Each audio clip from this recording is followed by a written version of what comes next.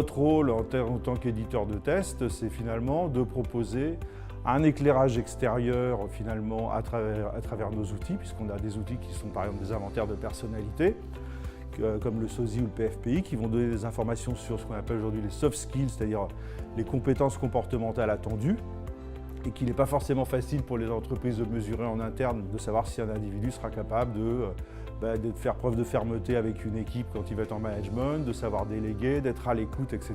C'est aussi des outils d'aptitude intellectuelle et qui, en fonction des postes, nous permettent de se dire là, il y a un poste où il y a beaucoup de calculs.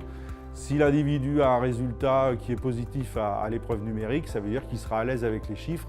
Et donc, on peut penser qu'il va pouvoir réussir à cette fonction. Ça, c'est le deuxième type de test qu'on a. Et puis, on a un troisième type de test qui est finalement la motivation. J'ai besoin de stimulation intellectuelle. Est-ce que je la trouve à mon poste? J'ai besoin d'avoir du relationnel. Est-ce que je le trouve à mon poste? Ça va permettre de donner des pistes aussi pour pouvoir aider finalement les salariés à se sentir mieux et plus épanouis donc et de leur proposer une mobilité.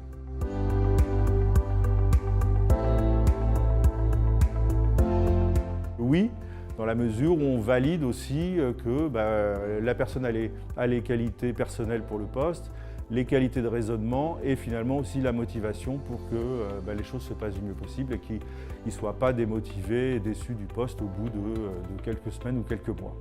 Nous, ça va permettre, quand finalement ils utilisent nos tests, de pouvoir finalement avoir une confirmation et de se dire finalement cette personne, oui, par rapport à ce qu'on attend, de quelqu'un qui a suffisamment d'influence, de quelqu'un qui sait déléguer, de quelqu'un qui a le sens du résultat, ils vont pouvoir finalement confirmer cette perception et donc se dire il a toutes les chances de réussir.